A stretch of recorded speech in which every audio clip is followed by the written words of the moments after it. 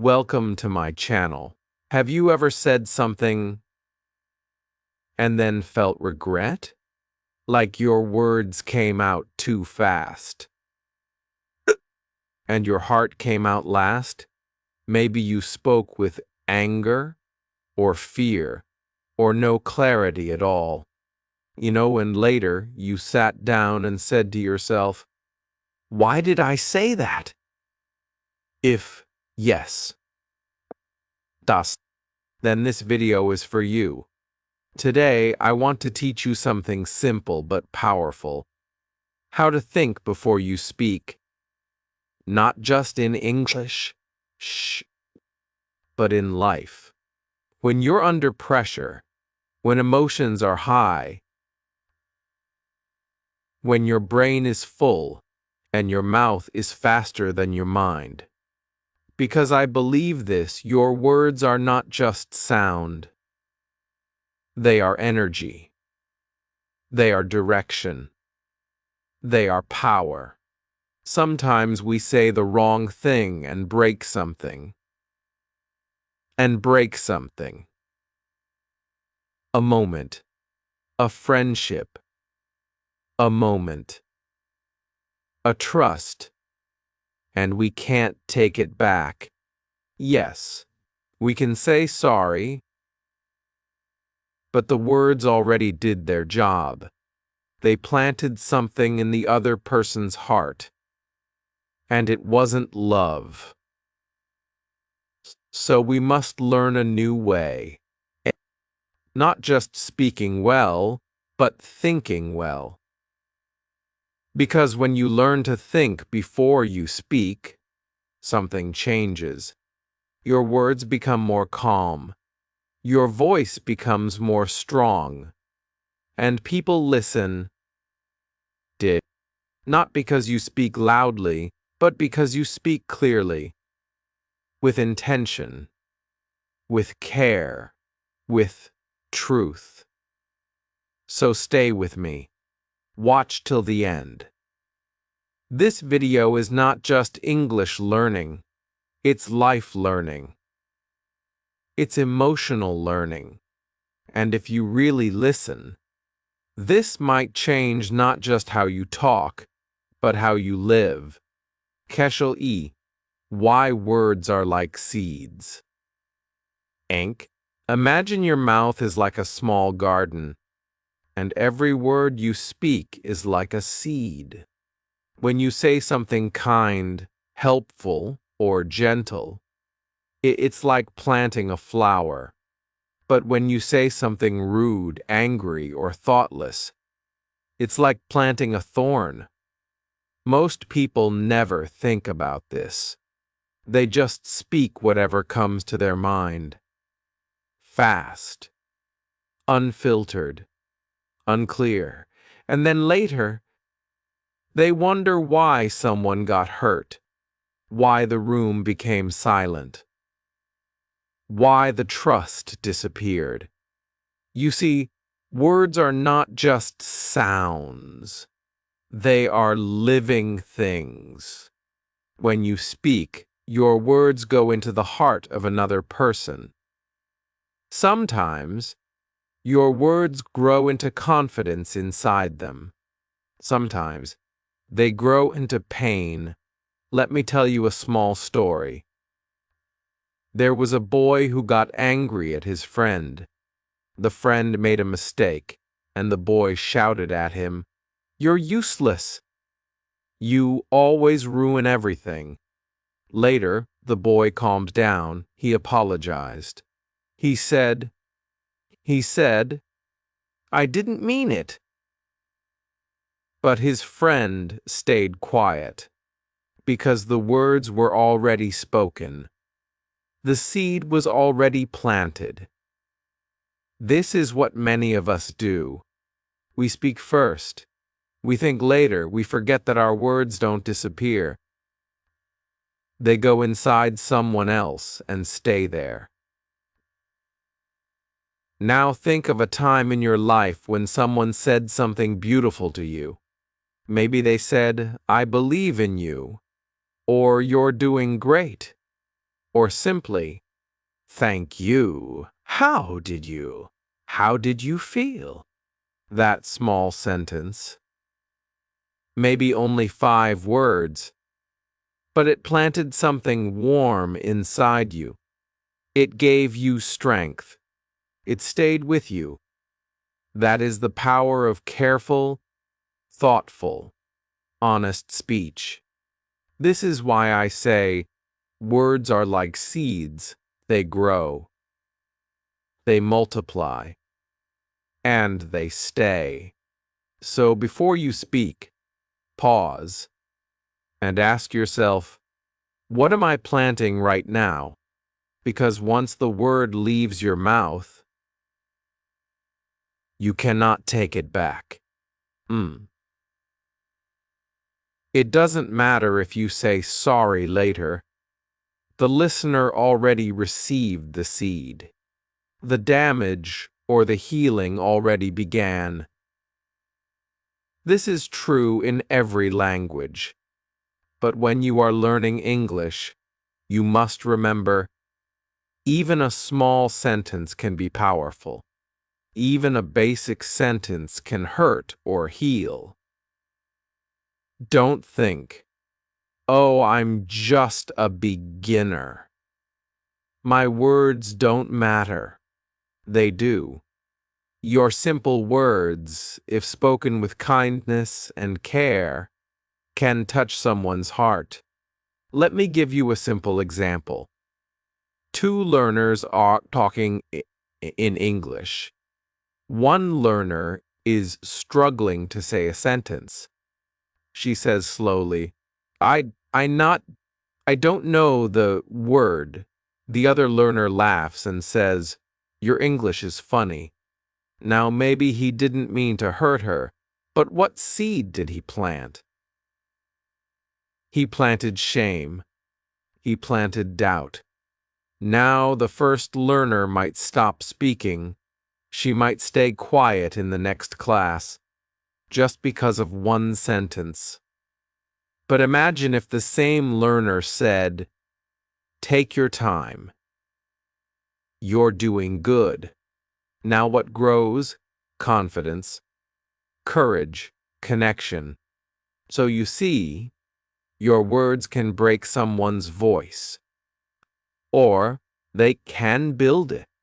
I want you to become someone who speaks with purpose, not just in big speeches, not just in presentations, but in everyday English. When your friend is sad, what do you say? When someone makes a mistake, what do you say? When you make a mistake, what do you say to yourself? These small moments are your real test. This is where your words matter most. And remember, this also applies to the words you speak to yourself. If you keep saying, I'm bad at English, I'm slow, I'm stupid, you are planting poison inside your own heart. You are killing your own energy. Your mind believes the words you speak. So speak kindly. Speak with hope. Plant good seeds. You can even try this now. Pause this video and say one sentence out loud. I am learning. I am growing. I will speak better each day. See how that feels? Feels strong, right? Because you just planted something beautiful. From today, remember this simple idea. Every time you speak, you are planting. So choose your seeds carefully, because someday you or someone else will sit in the shade of that tree. And now, let's go deeper. Let's learn the pause, your most powerful tool in communication. Because if words are seeds, daft, then the pause is the moment when you choose which seed to plant. So stay with me. Chapter R. Eyes coming And it will give you something that most people forget: the power of the pause. Partially art the pause that protects you incha before you speak. Pause, just for a second, maybe two. It sounds so small, but that small pause can save you from big mistakes in English, in life, in moments of anger, in moments of pressure. Most people don't pause. They speak fast. They react. They blurt things out. And later, they feel regret, shame, confusion. They say, "I didn't mean it that way," but by then the damage is done. Now imagine this. You are in a situation where someone upsets you. Your heart is beating fast. Your face feels hot. Your brain is racing, and your mouth opens. You want to say something sharp. You want to defend yourself. You want to be right. But you stop. Just for 1 second. You take a breath. You pause. In that pause, something magical happens. Your brain gets oxygen. Your heart slows down. And your higher thinking wakes up. You are no longer reacting. You are choosing. This is why I call it the pause that protects you. It protects you from saying something hurtful. It protects your relationships. It protects your future. It even protects your peace. Let's look at English now. Many learners try to speak fast. They want to sound fluent. They are afraid of silence. So, they rush. But speed is not fluency. Speed is not strength. If you speak too fast, you forget grammar. You use the wrong word. You lose your message. You feel embarrassed. And the fear grows. But when you pause, your English becomes better. You have time to choose the right word. You have time to organize your thoughts. You become more confident, and your listener understands you more clearly. Even native speakers pause. Great speakers pause. Teachers, leaders, storytellers. They use the pause to think, to breathe, to connect. Fun.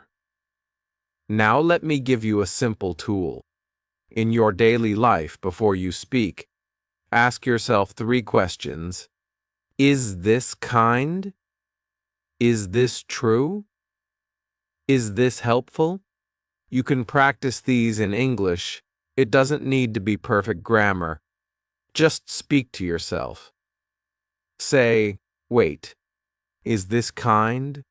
Is this going to help? Is this even necessary? This habit builds emotional control, and emotional control builds powerful communication. Let me give you an example. Imagine you're in a job interview. The interviewer asks you a difficult question. You feel nervous. Your hands are sweating. Your brain says, just say something, anything. But you pause. You take a slow breath. You say, let me think for a second. Now you have space. Now your brain is calm. Now you speak with control. Even in daily English conversations, use the pause. Your friend asks, what do you think about this? Pause. Even 2 seconds is okay. Say, I think. That pause shows maturity. It shows care. Now let's look at another moment, anger. Maybe someone is rude to you. Maybe they say something wrong. Your body wants to fight. Your mouth wants to defend. But what happens if you pause? Just breathe. Count 2, in your head. Say nothing. This pause is your protection. It stops you from becoming like them. It gives you power without shouting. Many people think silence is weakness, but silence can be strength. It's not about staying quiet forever. It's about choosing the right moment to speak. 4 moments. If you're an English learner, you might feel pressure to answer fast, to show you understand, to be fluent. But fluency is not speed. Fluency is comfort. It's okay to pause. It's okay to say, "Give me a second. Let me find the word. How do I say this?" These phrases give you time. They show the listener that you're thinking. They don't judge you. They listen more. I want you to remember something important. The pause is not silence.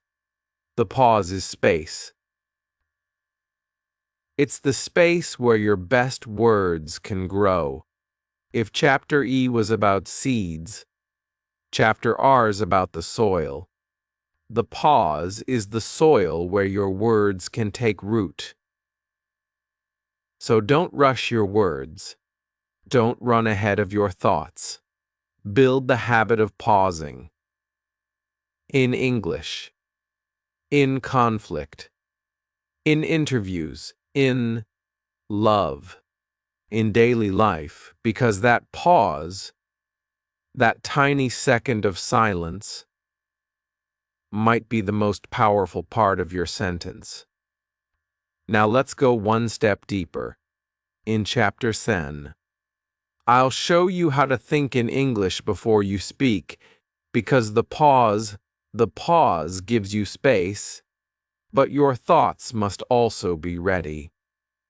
So stay with me. This next chapter will show you how to think better, speak clearer, and feel stronger. Kershal Sen. Think in English, speak in English. If you want to speak English well, you have to go one step deeper. Before you speak English with your mouth, you must start speaking English in your mind. Because your brain is like a factory, and your mouth is the delivery truck.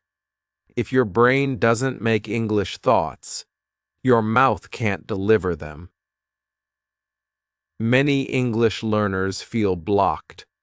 They know words, they know grammar, but when it's time to speak, they freeze, they get confused, they feel pressure. And they say, "I can't speak." But the truth is, you can speak. You just haven't trained your brain to think in English yet. So how do we do that? Let's start small. The first thing you must understand is body it. Thinking in English is a skill, not a gift, not a talent. A skill, and every skill can be learned with time, practice, and patience. Let me show you how. Start with your daily thoughts. When you wake up in the morning, instead of thinking, "Aaj kya karna hai?" Try to think, "What do I have to do today?" When you drink water, don't just do it. Think, "I am drinking water." When you see the sun, think, "It's a sunny day." These are small sentences, but they build a big habit. You are training your brain to live in English, not just study it. Here's a simple activity. Talk to yourself.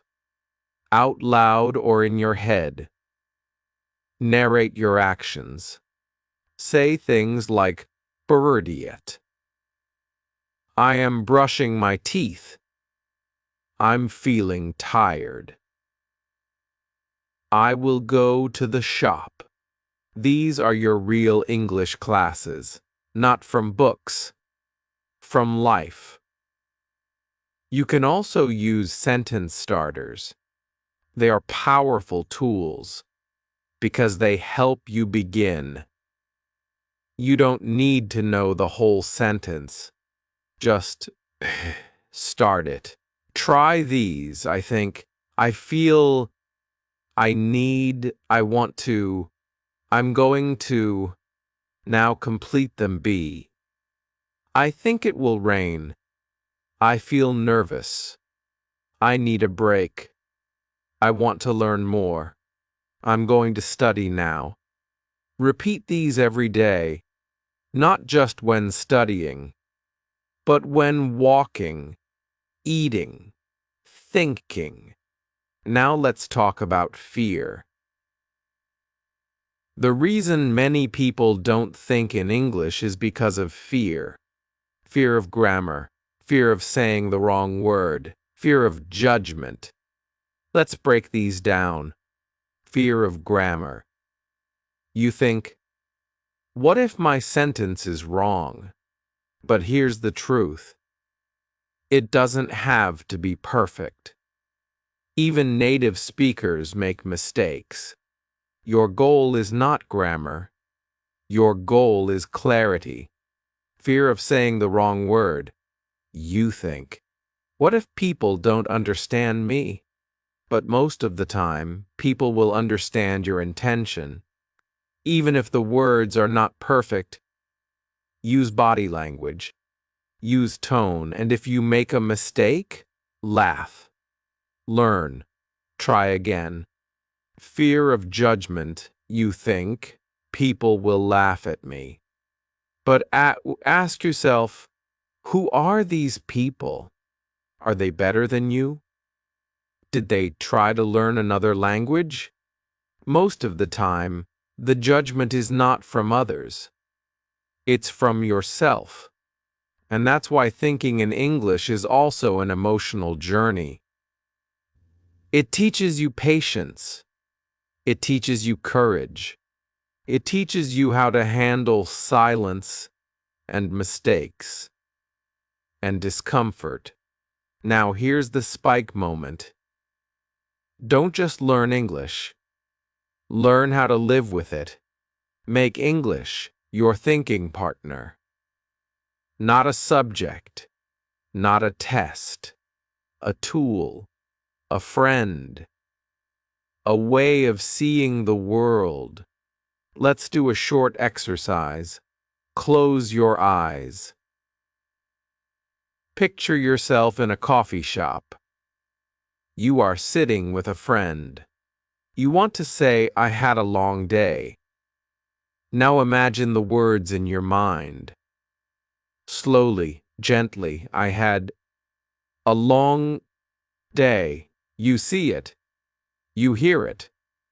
You feel it. This is how you build the habit of thinking in English. You can do this anywhere. In your room, on the bus, in the kitchen. Visualize situations. Imagine simple conversations. Train your mind to build English sentences before your mouth opens. Errant CAD. If you do this daily, your speaking will become calm. Your words will come with flow because your brain is ready. And a ready brain creates a confident speaker. So from today, promise yourself, I will not wait for the perfect time. I will think in English. Now, say it. I am thinking in English. Say it again. I am growing in English. You are not just learning words. You are training your mind. And a trained mind creates a powerful voice. In the next chapter, we go even deeper. Because before you speak in English, before you think in English.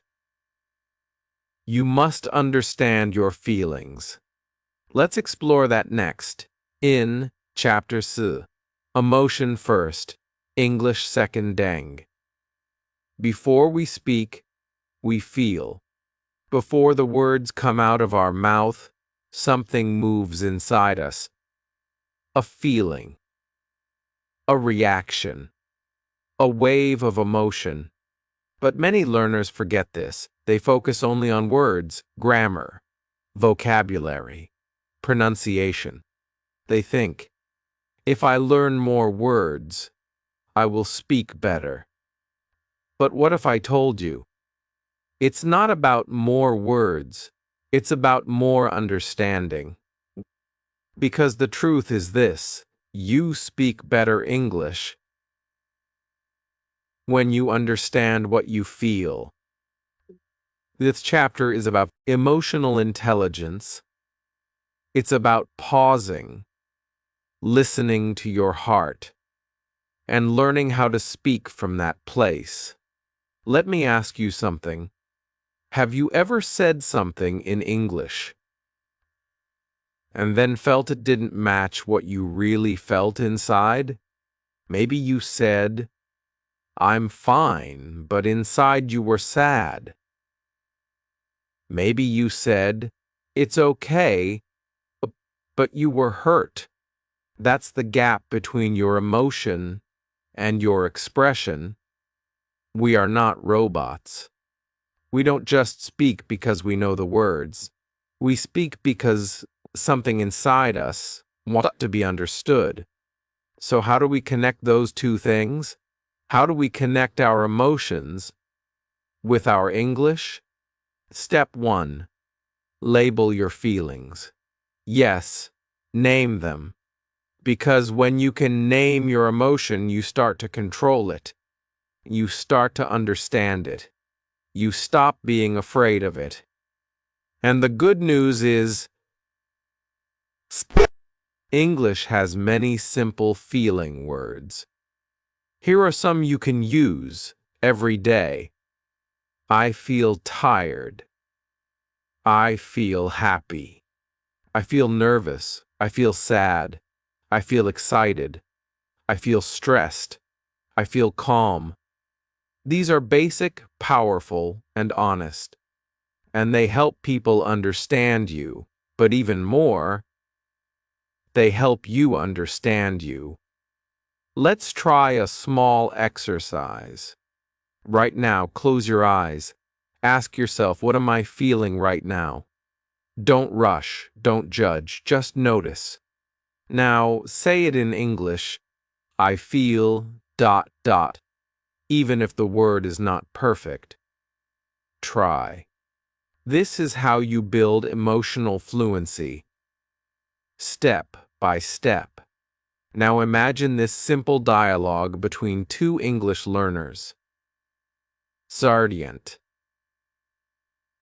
Ali, you look quiet today. Are you okay? Sarah, I feel a little nervous. We have a test tomorrow.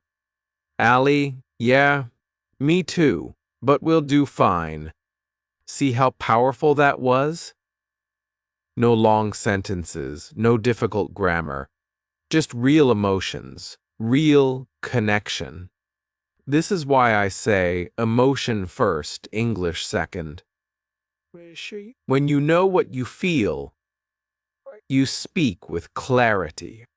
You speak with power. You speak with truth. Let me share a story. There was a student who always stayed silent in class. He knew vocabulary. He understood grammar. But he never spoke. One day his teacher asked, "Why don't you speak?" The student looked down and said, "I feel scared. I feel small. I feel like I'll make a mistake." The teacher smiled and replied, "That's the best English you've spoken all year." Because in that moment, he spoke from his feeling, not from fear. And that honesty became his turning point.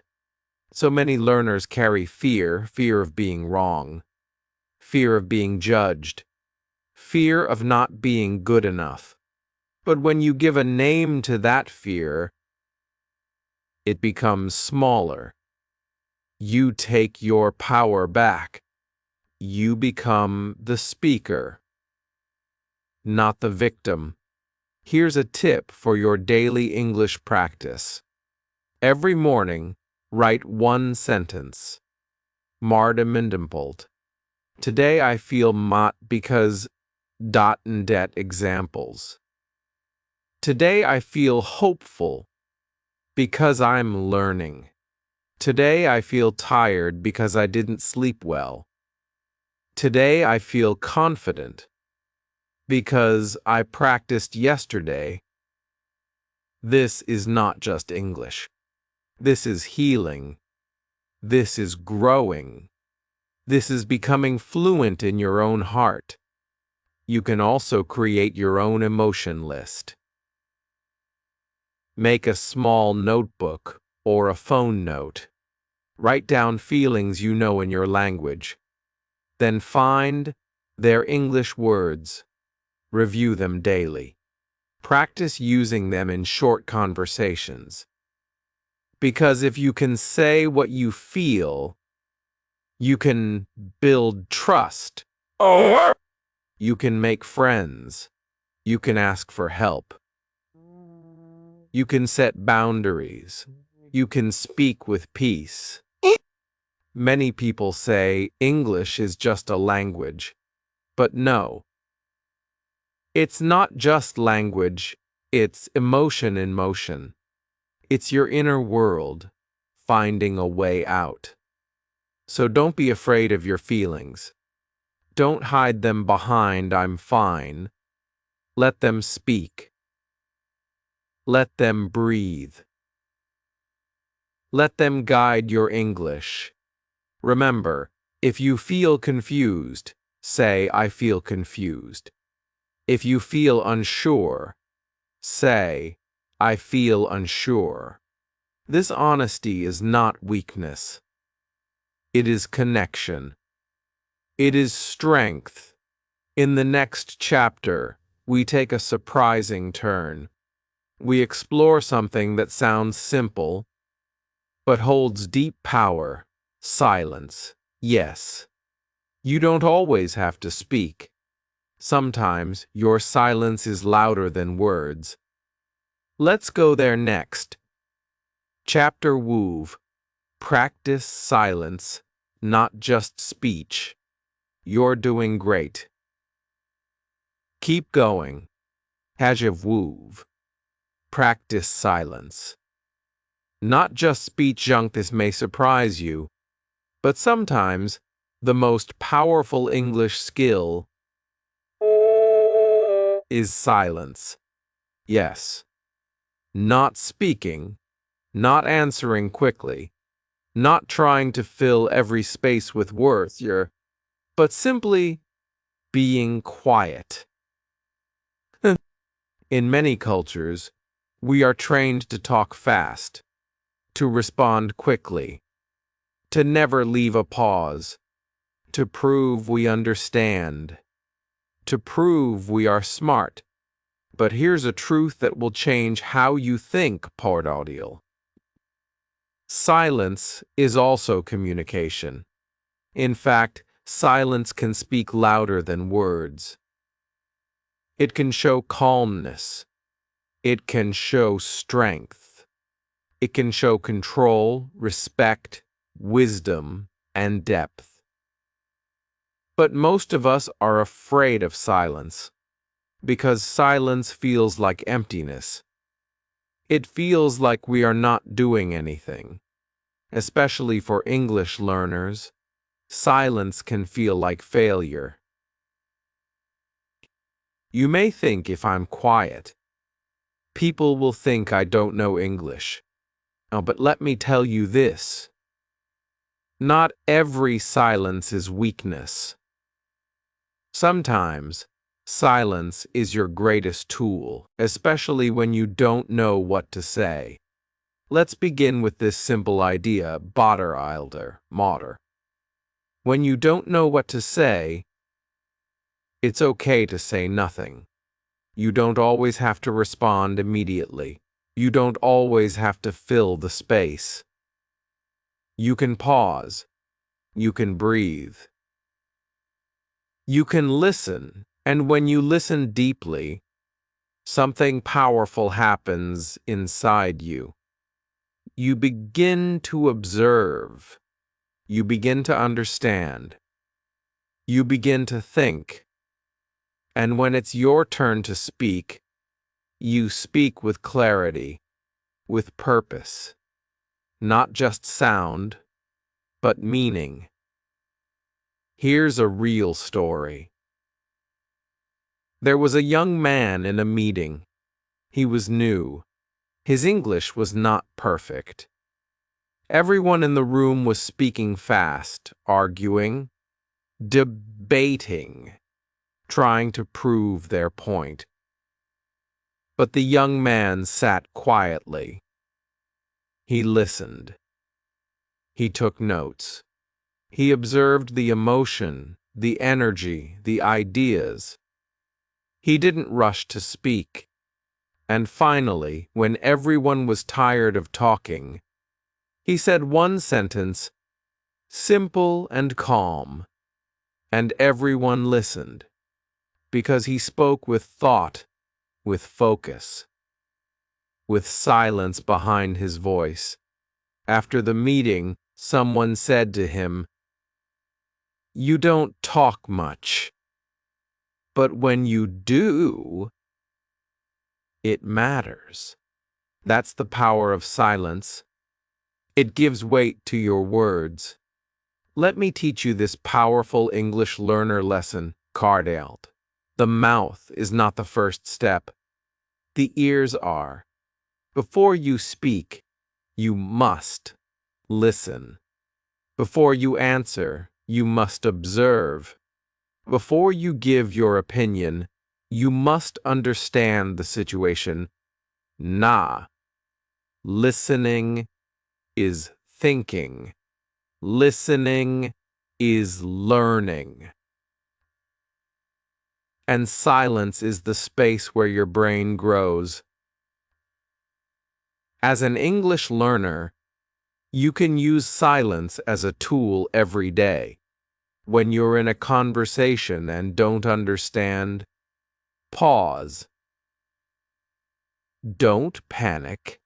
You can say calmly, "Can you repeat that, please? I need a moment to understand. Let me think about it." These small phrases give you time. They also show maturity. You don't need to rush. You don't need to compete. In fact, many wise people speak less. And when they do speak, people listen. Here's another story. There was a student named Rena. She was always the quiet one in class. Not because she didn't know English, but because she liked to listen first. She would watch her classmates. She would read their body language. She would observe the teacher's words and tone. And when she finally gave her answer, it was always deep. Always strong. Her teacher once said, "Rena, you don't speak much, but your silence is full of wisdom." So here's what I want you to remember. You don't always have to prove yourself with words. Sometimes your silence can say, "I'm confident. I'm listening. I'm thinking. I'm present." English is not just about speaking. It's about communication. And silence is part of that. You can even practice silence intentionally. Try this exercise. Sit quietly for hour minutes every morning. Think in English. Ask yourself, how do I feel today? What do I want to say today? You are not speaking, but you are preparing. You are becoming more aware. You are building your inner voice. Another practice: when you watch videos in English, don't just listen to reply. Pause the video. Reflect. Think, what did I just hear? How would I say that in my own way? Use silence as your teacher, because silence helps you go inside your mind. And a strong mind leads to strong speech. This is something most English learners never learn. They chase words. They chase speed. But they forget the space between the words. And that space is where your power lives. So today, give yourself permission to pause, to breathe, to listen, to say less, but mean more. Because sometimes the most powerful thing you can say is nothing at all. Honed. Now you're ready for something even bigger. In the final chapter, I will show you how to become a different kind of speaker. A speaker with identity. A speaker with vision. Let's go to chapter 1. Build a new speaking identity. This will change how you speak, not just in English, but in life. Heschel Hogg. Build a new speaking identity. I don't speak to impress. I speak to express. This chapter is not just about learning English. It's about becoming a new kind of person.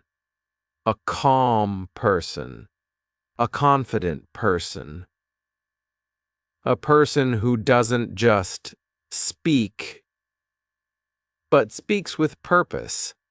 Many English learners try to speak better by memorizing more words, fixing grammar, or speaking faster. But they miss something deeper. They miss the identity behind the words. Because here is a powerful truth. People don't stay consistent with what they want.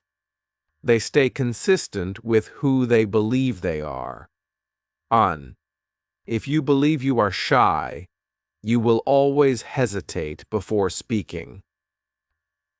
If you believe you are bad at English, your brain will stay nervous. But if you believe, I am becoming a confident speaker, then every word you speak brings you closer to that truth.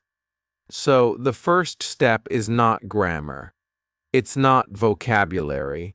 It's identity. Who do you want to be? Let me ask you right now. How do you see yourself when you speak English? Scared? Embarrassed? Nervous? Or do you see someone calm? Someone who speaks slowly and clearly? Someone who doesn't need to prove anything? It all starts with this question: what kind of speaker do I want to be? Write it down. Say it out loud. Visualize it, because the person you speak like tomorrow begins with the picture you hold in your mind today. Now, close your eyes for a moment and imagine you are speaking English in a new city. You're ordering food. You're answering a question in a job interview. You're talking to a new friend. Your voice is slow. Your face is calm. Your words are not perfect, but they are real. You don't try to impress. You speak to connect. You speak to express your heart. That's your new speaking identity. Speak with intention, not just reaction income. Most people speak by reaction. Someone says something, and they reply fast, without thinking. But calm speakers do it differently. They speak with intention. Before they speak, they ask, "What is my message? What do I want the other person to feel? Am I speaking from fear or from peace?" Speaking with intention means you speak for a reason, not just to answer, not just to escape silence, but to share your truth. This is not only about English. It's about life. Build calm through small habits. Confidence is not something that appears overnight. It grows slowly. It grows through daily habits. Here are 3 powerful habits to build your new speaking identity. Midrandal. Visualize. Before speaking, jenging. Before an important conversation, close your eyes. See yourself speaking calmly. Imagine the other person smiling, nodding, understanding. This takes just seconds, but it changes your energy. Prepare simple thoughts when nervous and up.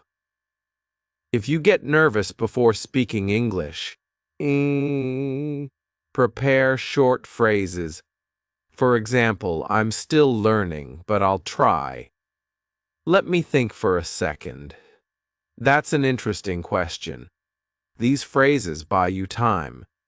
They reduce fear. They help your brain breathe. Practice self-talk in English English.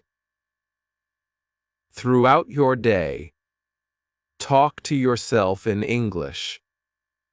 In the mirror. While walking. While cooking. Say what you're doing. Say what you're thinking. It doesn't have to be perfect. It just has to be you. This builds a bridge between your thoughts and your mouth. It makes speaking natural. Not something you try to do, but something that just happens. You're not learning a language. You're becoming a speaker. This is the moment where you stop asking, "How can I speak better English?" And you start asking, "Sidlalder, how can I become the kind of person who speaks better English?" You are not a grammar machine. You are not a walking dictionary. You are a human being with a voice, with feelings, with ideas, with energy. So stop chasing perfect words. Start building your speaking identity. Say to yourself right now, "I speak to connect. I speak with purpose. I speak slowly, calmly, clearly. I am learning English, but I am also learning who I am." Because when you speak with identity, people don't just hear your words. They feel your presence. Your final reminder rank. Let's end with one powerful idea. The goal is not to speak like a native speaker. The goal is to speak like you, but calm, confident, and full of heart. You don't need to copy anyone. You don't need to sound perfect. You just need to show up with truth, with clarity, with soul.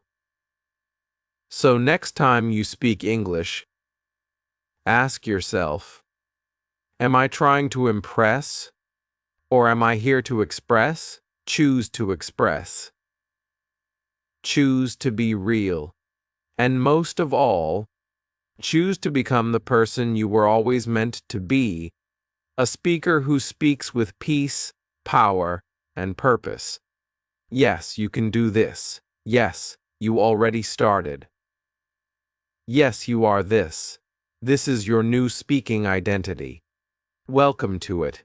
If this video touched your mind or helped your heart stay calm, don't just watch and leave. Take one small action. Just one. Write one sentence in the comments. Say, I will pause before I speak. Say, I will think in English and speak with peace. Your words matter. Even a small sentence can be a big decision. A decision to become more mindful. A decision to speak with care. A decision to bring calm, not chaos.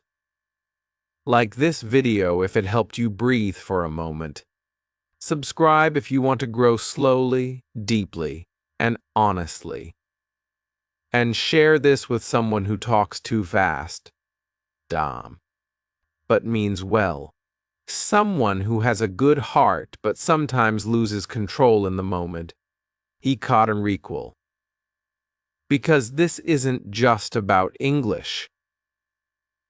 This is about emotional strength. This is about becoming the kind of person others can rely on. Not because you always know what to say, but because you speak with awareness, with kindness, and with truth. Thinking before you speak is not weakness, it's wisdom. And the world needs more of it.